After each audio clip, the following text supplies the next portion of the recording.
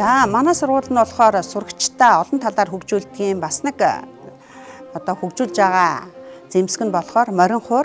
Хүүхдүүд маань ер нь одоо морин хуур сурснараа одоо маш их зүйлийг одоо тэр хүүхдэд бол сургадаг. Одоо төлөвшөл, хүмүүжил яг одоо сургадаг. Мөн одоо Монголынхоо одоо ёс заншлыг бол эзэмшиж байгаараа давуу талтай.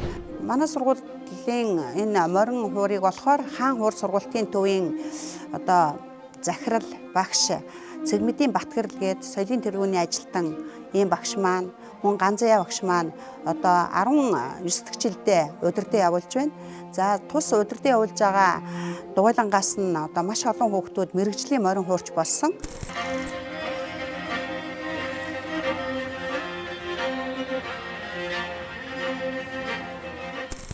Энэ сурагчдын маань одоо ихэнх нь одоо манай сургуулийн сурагчид сурдаг.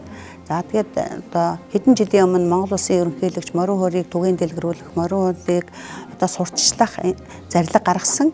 Үүний хүрээнд одоо маш олон төрлийн морин хууртай холбоотой уралдаан тэмцээн, төрөл бүрийн ажлууд зохион явуулагдж байгаа.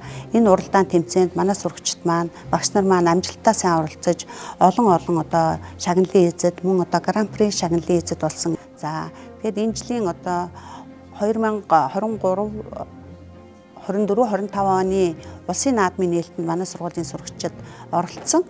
За энэ жилийн 25 оны нээлтэнд оролцсон сурагчид маань одоо маш одоо олон нийтийн анхаарлыг татсан тийм сайхан одоо тоглолт хийсэн.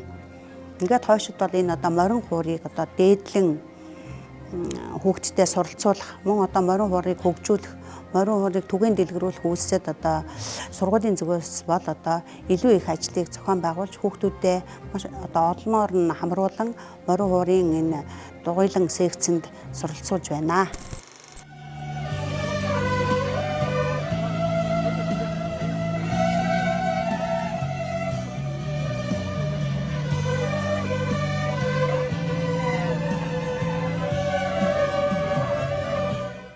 Би хамгийн анх 2018 оноос 3 дугаар ангиас ахуулаад энэ урлагийн зааланда морин хуур сурж эхлээд 8 жил болж байна.